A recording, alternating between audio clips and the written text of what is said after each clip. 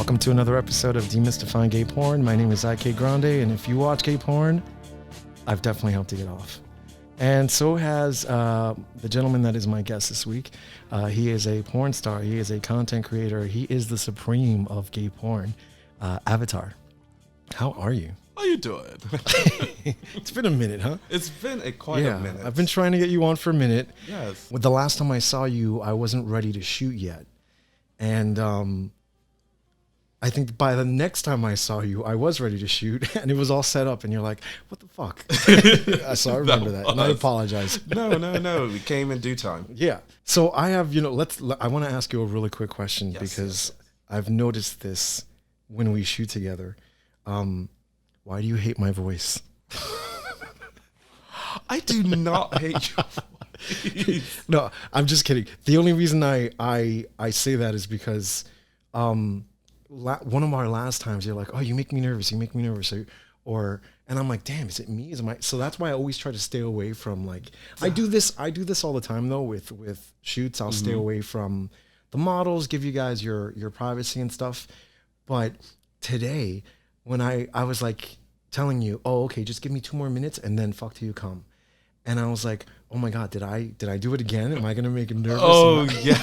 No, I think because I respect you so much. I appreciate it. And you do such a good job, and it's really more of a me thing. It has nothing to really do with you per se. I want you to be like, damn, that was good. Yeah, I want you to be more proud of it. So, and then I get into my own head, and then I go start spiraling, and then I'm just like, oh God. And then next you know, and then I'm just like, okay, time to get it up again. Oh, you see, I try to avoid those situations. But yeah, there's sometimes that I need to just interject. No, you do an awesome job every single time. Oh, thank you. Did you see the scene with Benny Blazin? I did see it. It was really very good. It got really great reviews. Yeah. Let's do something again. But it flowed so well. I was like, oh, okay, there's nothing wrong with that. I expect that more often than not. Shoots like today, with you and Bam, sexy ass Bam, I think. With you and Bam, I don't get those a lot. I normally don't either. So when they happen that organically, it's good. It's fun. It's pure chemistry. When you have that authentic chemistry between two models, it just honestly becomes pure magic. I've seen other porn stars who can relate to that. They think this person, they're like, oh, I don't know because I don't know them or I hear things. But then you get on set, you talk to each other, you consent with each other, and the next thing you know, it's like, you're like, wow. And then you forget. There was a point today that I forgot that you were even there. Yeah, that's what I strive for.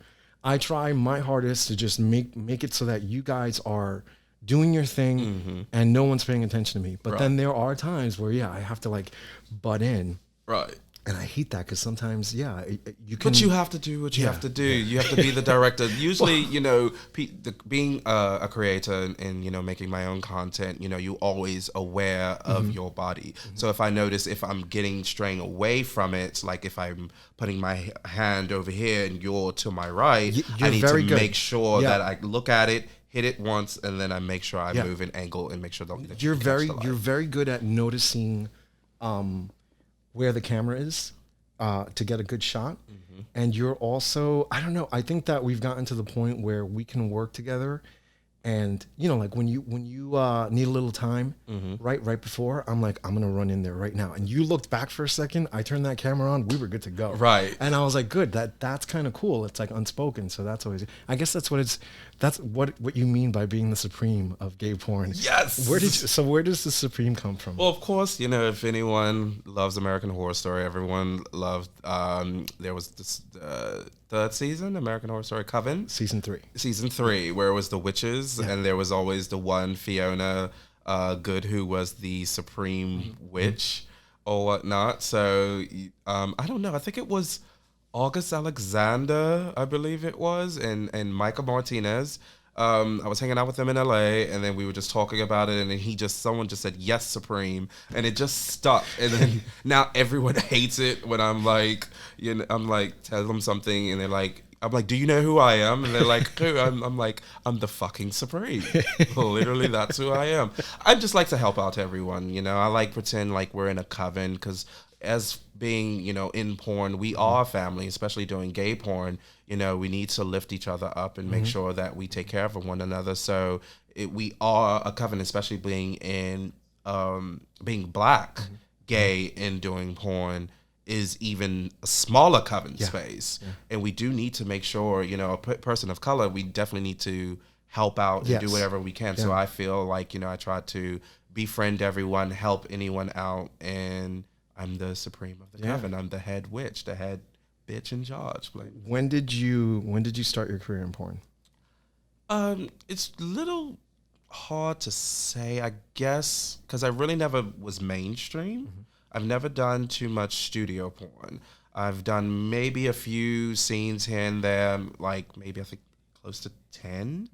But I would say I started with video content because it was just something that I found to be relaxing and fun. It was creating the content, of course, the fun of making the content, but also the artistic part of actually editing and then growing in that. So I started that about 2017. But of course, I was making videos way before then. Of course, back then, we were all sending them on Tumblr and sending them via text message, for hookups and all that kind of stuff. So the good old days. I was gonna say it was a very different time, and it seems like such a long time ago, but it's literally been like 4 years. 4 years ago. It's not that long ago. Yeah. Where'd you grow up? I grew up in London. I grew up with my mother and father. My father was a engineer for BMWs. So we had a lot of those. My mother hated it. So like everyone would be like, why is there a Jaguar in your driveway? Like my mother. I grew up in Kensington, London. So it's like south of Buckingham Palace, like not too around the corner from... Yeah, my father had money. I didn't. He had money.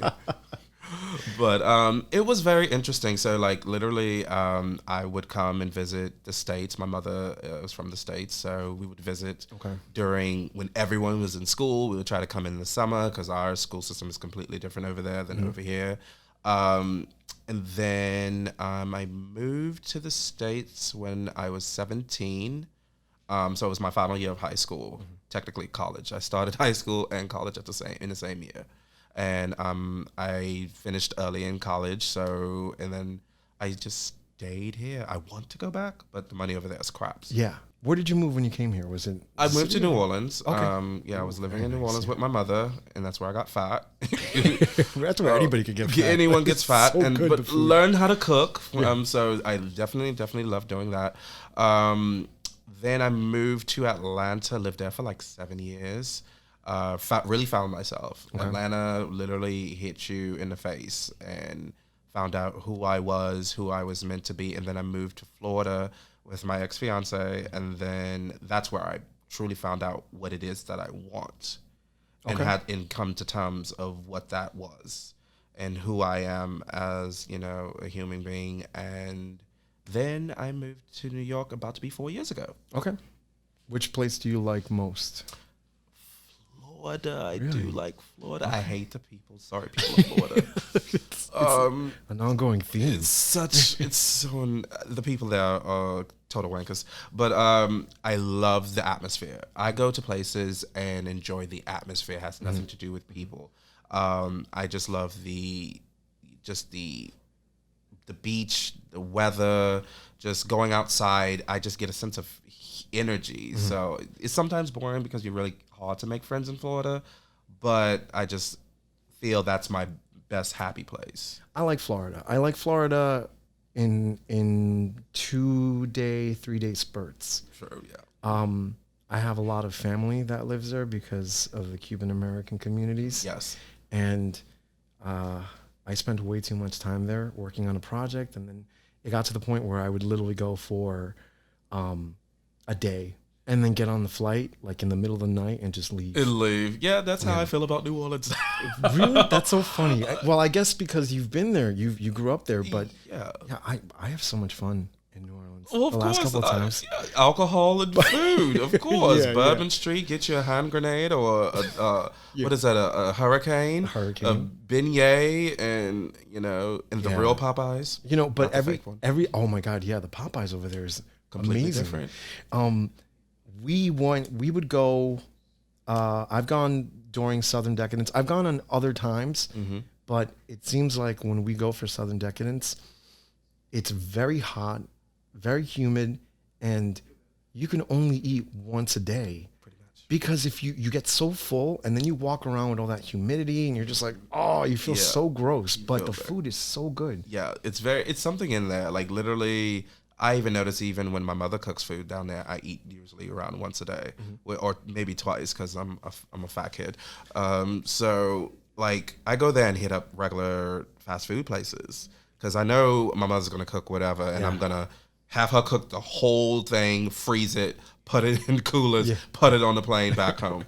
But I go there and eat like the regular, like I go to my little favorite Chinese place that only make it right down there. Of course, the Popeyes, because it's completely different. Yeah. Raising Cane's, is completely different. And of course, like the little seafood hole-in-the-wall places. So yeah, but you only could eat that literally once a day, especially if you're going out there. You're a good person to talk to when someone is visiting New Orleans and you kind of want... Oh yeah, I'm a foodie. I know everywhere to go for food. I go to LA and go to secret places for food. I go Vegas, secret places for food. New York, well, here there's really nothing, but it's very... New York is very interesting. I think that people love abundance. Yeah.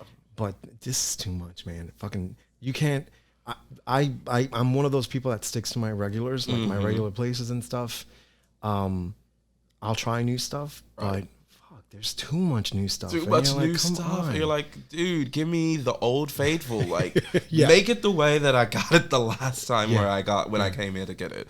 But like, I that's why I cook most of the time while I'm out here in New York. It's just simple, and everyone's like, oh, like, are you gonna come and cook? Like, Max Con is one of the main people. Are you gonna make your queso dip? I'm like, don't you love it when they ask you, are you gonna do this? Because that means that they want you to do it. They want me to do it. Like, he wants it tonight for Drag Race. I'm like, girl, no, you're not getting it. So I just made it for you last week. Keeping with what you said in regard to a coven or like a group, you're really good friends with Max Connor. Yes. Okay, so you guys, when did you meet? How did that end up funny story on that one. It's probably gonna kill me. So we met. I think I hit him up via Twitter or Facebook, some social media, something. And we actually were supposed to meet at his place, but we didn't. We met at another model's place. It was a group of us. I think it was for 4th of July. It was just supposed to be a chill evening that turned into something else that I didn't want to be a part of, so I dipped. And then he invited me over to his house to come and hang out, and he was like, oh, hey girl. I was like, oh, you're a woman. I said, oh, okay, we're not fucking. So, and then we just literally became best friends. And I just been a cheerleader in his corner. I'm so happy with the success that he's made, for himself. Because literally, right when we met, he had just started being Max Connor.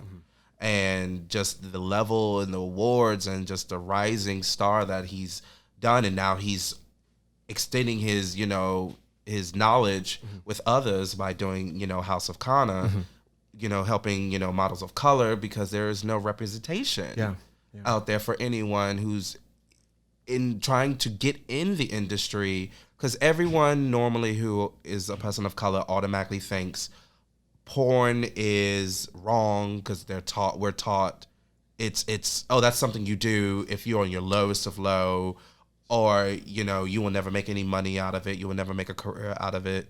It's nothing. It's looked down upon. And no one doesn't want to get in there and be like, there's no one to teach them. This is how you do something, and they wonder why most people of color who do porn are either super, super pretty or considered the thug or look hood or ratchet ghetto, whatever you want to call it. It's because no one told them how to do it. But, for the white guys of porn, there's tons of people to look up to. There's so many, countless names and people they can call up or directors and stuff. There's no one of color really to look up to. Yeah, we had old porn stars back in the day. Majority of them were in Atlanta. But none of them are coming out to be like, hey, I'm going to mentor someone, or hey, this is what we used to do back in the day. Yeah, he's getting a lot of flack for it, but I commend him for at least taking the step to say, hey, I'm willing to teach you the ins and outs, the do's and don'ts of the business, especially with the new age of Twitter and making fan content. So the House of Connor, we have a few new guys that we're trying to get out there, very androgynous guys, very sexy, something for everyone. Yeah. And I'm just very proud of what he's done. Okay, so you're working with him in House of Connor. You're casting. I'm pretty much the lead guy of, I don't know what my title is. I do everything. I'm the PA, I guess you can say it. I'm the supreme of House of Connor. There it is. I handle all the day-to-day stuff. Cool. And you get models coming in, applying, and... Yeah, we get the models that they apply. We have a website where they can go, House of Connor, and they'll apply, send us pictures, and then we go and we try to, get people to see if they will be considered marketable.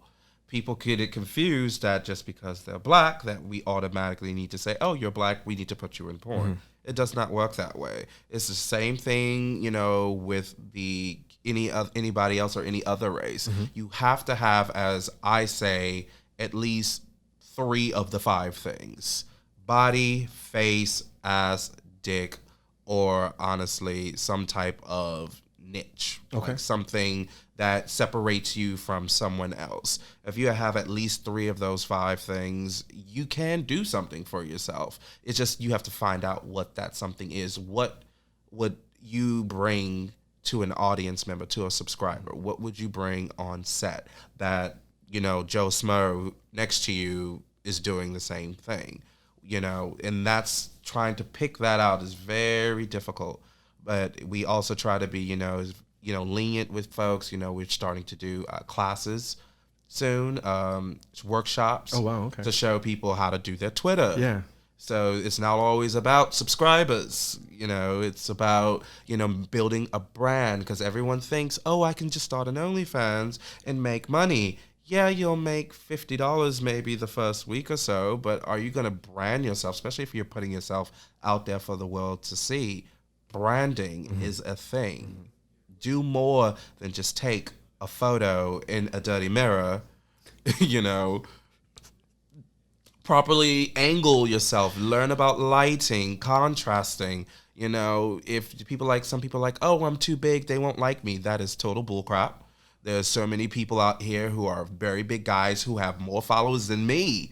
300,000 followers, and all they're doing is sucking dicks in cars. Yeah, there's everybody got their something. Everyone got their snitch. Yeah. You just gotta find out what it is. But just because you don't let someone tell you no. If you want to work, if someone's telling you, hey, it's not gonna work out this time, it's just like a regular job interview. You might be great. You might have been great for this position. The company doesn't think that you are the best fit for this position, but you might not be good for that company, but for another one, you are.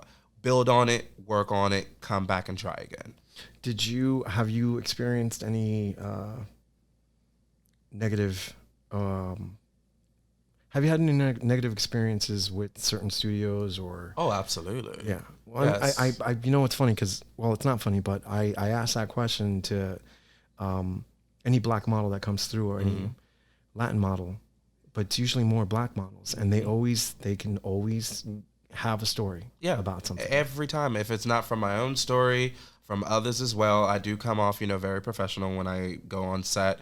There's been plenty of times where I've worked for a studio and we had a storyline, and the storyline just did not really add up for me. And I get it. They just automatically think this storyline, this is what we're going to do, and everyone's going to be fine with it.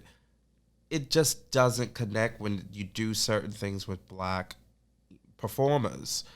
No one is not going to have a huge mansion and I'm working from home and then I'm so tired that I decided to call a masseuse and the masseuse comes over and forgets his equipment If that were to really happen, like literally the person would have never entered my damn gate, you know? And it's just the storyline is not like a real person. If the person was even rich, you know, it would have been, we met online or met at a bar, or met at a party, or met at a work event, something a little bit more realistic. You know, they always come up with these storylines for black models that are just flim flam boom, Yeah. but for other white models, majority, it's this great elaborate thing. You know, he's a pilot. Oh, you know, he's a chef at, you know, he's Gordon Ramsay or something. You know, he owns the Lakers.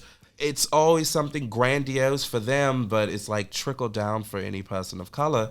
And then you're just like, well, I'm a model of color. How about we write something for you? Here's what I have some ideas. And there's numerous people who've tried to do that, you know, before myself. And it's just, they get shut down.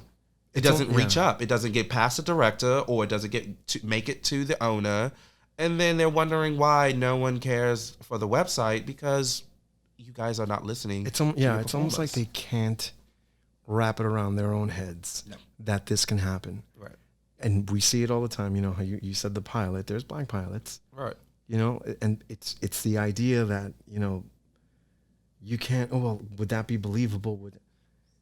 I don't know. I have my reservations with a lot of different black studios or white owned black studios that I've, you know, if I ever get them in a chair and they're interested in talking, we can talk. Oh, absolutely. But yeah, it's I get what you're saying. Yeah. I get what you're saying. They're just tired of being a fetish. You know, black folks are tired of being a fetish. Yep. And I get it. And we do it in our own community. Like, you know, no matter what, whites are deemed the most beautiful. And that is what was taught from ancestries. You know, people are like, well, you're from London. I'm like, I'm from there, but I am not from the descent of London. That's completely, totally different. Like, some people don't even know that, you know, I'm part Egyptian. My grandfather is full-blooded Egyptian. That's where I got these lovely eyelashes from. You know, everyone thinks they're fake. They're not. But, you know, my father's Caribbean. My father's is Trinidadian and Egyptian. My mother is Creole from New Orleans. So I have a very deep black, you know, heritage. Start of civilization. You're like Egyptian. Pretty much. I know. I'm the weirdest mutt on the planet. So, like, I understand that, you know, being fetishized is cute. Everybody wants to be wanted. Everybody wants to be loved. But we don't want to be a fetish. We don't want to be seen as, oh, I'll fuck you, but I will never date you. Like, we had something happen like that out here. Me and Max have that out here on Fire Island, which is horrible. Every year. He hates going out there. I only go out there for the atmosphere. Chill at the house, chill at the pool, drink, watch the beaches, and wave to the kids. But I like to be social. That's who I am. I can't help myself. He's a little bit more reserved. I'm very social, so I do like to talk to people, because there are people. I can't hold a judge to everyone. But every time we go there, we always, oh, can you come by and come do whatever? And it's at 3:00. Well, why don't you come to my house? Oh, no, you can come to our house. House is on the other end of the island. You have to go through the fucking bushes, down the beach, through the water, go around and climb through the window. No.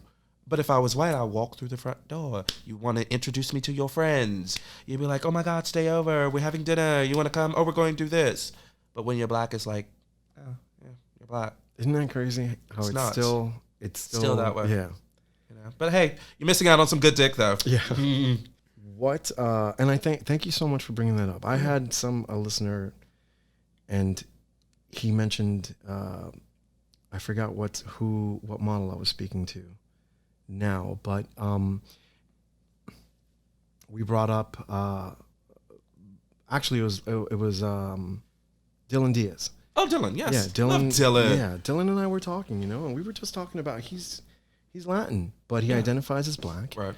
Because he's darker, and we were just talking a little bit about race relations and porn and stuff, and someone's like, I hate this when porn stars do, but it happens. Like, these people, like, you have to know, listeners, you have to know that these things do happen, and trying to brush it off is just another way. And we're not telling you. I don't want people to delve on it, and that's Right. like while they're jerking off, that poor guy. I feel so bad for him. No, it's a fantasy. But it's just this is what does happen outside of the fantasy. Oh, absolutely, absolutely. We're just trying to get, and you have models, other models who are hardcore, or a little bit more eye opened, and who are like, you know what, this isn't right. Some people refuse to do certain things on set because of the injustice from their fellow co-stars. But it's just the little small things that, kind of get you. Like there was a model who filmed with two mainstream high-end models, and one was white, one was black. He, when he did the thing for the black model, he barely tweeted it, barely posted it, barely raved about it. The minute the white one came out, which came out after, it was like, retweet. This is, oh my God, go look at this, go look at this, go look at this. And we're like, everyone else is like, but what about, and everyone kept saying how the scene with the black model was way better. Huh. But yet why are you promoting? They're about the same body type. Dick size is about the same, same stardom, but like, why would you promote this one more than this one? It makes it seem like you're being biased based off of him being white and him being black. It may not be that way, but that's what you're coming off as. It might even be just subconscious. Subconscious, and that's what it is. It's subconscious. People don't realize that it is not okay to go and do things like that. Like, just do it for everyone. Then you don't have to worry about what color they are or if they're a bottom or a top or whatever. Just do it for everyone. And we're all not perfect. You won't get it right all the time, but at least if you're trying, you can sit there and say, you know what, this is what I do, and you can stand strong behind it. What do you want to do? What do you still want to do? Because we went over what you're doing for House of Connor and stuff. You're a porn star in your own right. You have a lot of followers. You have a lot of content. Yes, you've been doing stuff thank for you a all minute. followers. Yeah. So what is left? What else more is there to do? There's definitely definitely more. I want to get into directing. Like, okay. I'm very good at it. I realize I'm very, very good with angles. I've made a few videographers out there, but helped out because I've learned from other people, as far as lighting goes. I think I definitely would love to get into directing and going with the flow and because people say I make them feel very, very comfortable when I do things. They're like, people will come and people I shoot with, they were like, I thought you would be a total dick. I'm like, I get that, but they're like, oh, you're so nice and it was so comfortable and you made it, you made me feel so welcome. And it just, because when people put down that guard and they're comfortable and they're feel sexy and they feel, they will perform better. It's like people keep forgetting this is still a job. It's like a real job. If you build great morale with your team and build up confidence and build up the positivity, the performance will just flow. It will just automatically go. And so definitely I want to do that. Definitely would love to travel again when it's safe because I don't trust the vaccine just yet. I want to make sure I don't want to get a third leg or I've had friends take the vaccine, and this is not, don't not take it. Take it if it's good for you. But I had a friend take the vaccine, and she, her boyfriend was positive, and now she's positive after both doses. Both. See, it's too early to say. I'm never saying I will not take it. Of course, when it's too early to say right now. I definitely would love for it to happen. I know some people have some great things. I have a lot of friends who work in the medical industry, so I definitely. I need more facts. I need more time. We need more time just to see how it would go because I see so many people out here like, oh, I'm going over here to film and I'm going over there to film. I'm like, no, calm it down. Bring it back. You still have to be careful. Still wear your mask. Still wash your hands. Still use sanitizer. Still be 6 feet apart. I think still be 6 feet apart. Like someone got on a train with me earlier. I'm like 6 feet, bitch. Move. Like you're in my space. I'm not catching the COVID. Like. Because I still to this day do not know if I have had it or not. I got it at the beginning of last year. I was super, super sick. Thought I had it. They couldn't tell during the time when we realized it was COVID. I have antibodies. Someone said, well, you may have had it, but I have O negative blood type. So, and that's Yeah. one of the blood types could fight it off. And now they said It's a good blood type. It is a good blood type. It's very rare. That's once again, Ooh. I'm the supreme. Now that they're gonna come get my blood. But just gotta be very careful. So if I do travel, it's one place I make sure I screen all models still for STIs and stuff as well, because now it's like COVID is number one, but people forget about everything else with it, gonorrhea, syphilis, herpes, STI, they're still out there, people. That one, there's a whole bunch of them you can get a shot for. Granted, they're all awful, right? But fucking herpes. Sometimes I think about that shit, and I'm like, I don't know if people forget a lot of these things are out there. We forgot, like a lot of models forgetting. I'm like, I have to keep it cute because I'm not trying to catch nothing. You will not be seeing me in a clinic getting no shot. Yeah. So gotta get it together, like keep it cute. So when people are looking for you online, because you have OnlyFans, right? I do have an OnlyFans now. They finally ran me my check, and now I'm back. So yes, I'm on Just for Fans, Avatar Akyia. Everyone pronounces it as Ikea. I don't know where Americans think the I before the A, but okay. But it's AKYIA. XXX at Just for Fans, and it's Avatar Akyia on OnlyFans, and pretty much Avatar Akyia XXX on Twitter. They can find me on Instagram too, but I barely post on there. She's invisible. Before, I have one last question because of your name, Avatar. Where did you get your name, Avatar? So Akyia is my middle name in real life, and it means pharaoh, which is my grandfather, which is why Egyptian. So my tattoos that everyone keeps wondering where those are from, they're tribal markings from Trinidad, which all means the 4 elements. So on my right, it's fire, which is warrior, water, which is wisdom. The one on my chest is air, which is to embrace, and the one on my back is earth, which is to endure. And then about many years ago, they had a cartoon show called Avatar: The Last Airbender, which had the 4 elements. But mine is more of a spiritual meaning, and I had it before then. So that's where Avatar came from. Avatar Akyia. Yep, that's where it is. Sweet. Thank you so much. Like I said, you were in, when I did interview Max Connor, you were in the room. That's right. You were like sitting there, and I was like, yeah, I got to get him. I got to get him on the show. I'm very, very glad that it finally came to be. Yes, it was so much fun. Yeah. So much fun. And guys, we're Demystifying Gay Porn. We are on Twitter. We are on Buzzsprout, where it's being hosted. You can find us on any podcast directory under Demystifying Gay Porn. My guest today was Avatar Akyia, and my name is IK Grande. Both of us have been getting you off for a lot of years. Cheers, mates.